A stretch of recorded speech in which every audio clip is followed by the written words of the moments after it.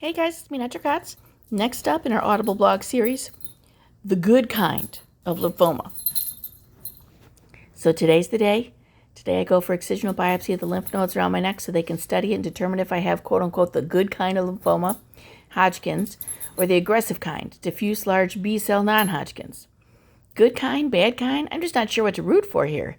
Isn't all cancer the bad kind?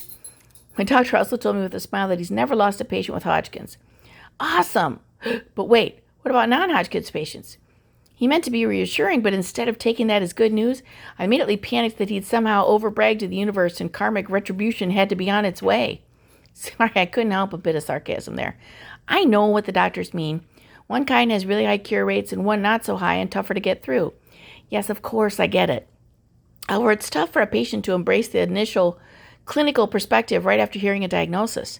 Sometimes they just need a minute to try to start processing before they're able to realize whether or not they're actually, quote-unquote, luckier than they thought or not. The moment you hear the words, "we think you have cancer," everything kind of stops. No other words have a chance to register. That dirty C word just hammers into your ears like an obnoxious bell and your mind starts racing. You need to just let it sit a minute before you start comparing stats and trying to tell them how to think about it. I know this firsthand. I had to do it too as a doctor. I am always trying to temper my need to tell a patient that it's not so bad and flood them with good statistics to reassure them.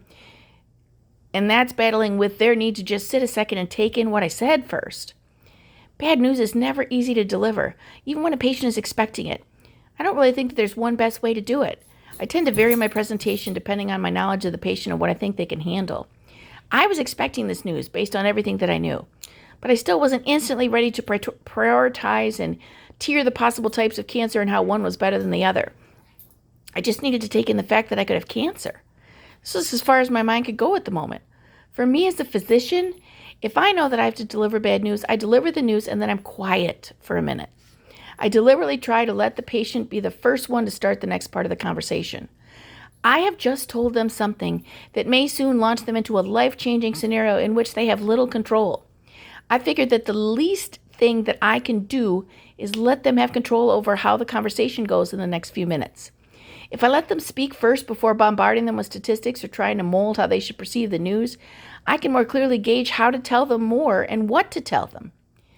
I think that is really important, to let them at least take control of this initial conversation. It may be the only decision that they get to concretely make for a while. I mean, sometimes I can't reassure them right away. Sometimes they just aren't ready. They're scared, angry, confused. Sometimes you just have to let them be for a minute. I think it's tougher for my doctors to let me be for a minute. They know that I'm a physician too, and they figure that I can handle all the stats and details. They care almost too much because they know me. They know that I can understand the information. They know that I'm interested in being my own advocate. I get all that, but sometimes it's a little too much. This time, I'm the patient. I'm not in charge, although I'm trying to act like I am. I'm putting on a brave, calm, collected face. Sometimes I think I'm doing that more for others than for myself. I don't feel very calm and collected when I'm sitting in my bathtub over-reading about lymphoma and trying to give myself an anxiety attack. I want to be Wonder Woman, but right now I'm just me, Laura Katz, the patient. I'm waiting for news just like everybody else. I'm waiting to see how my life is going to change. And that'll have to be good enough for now.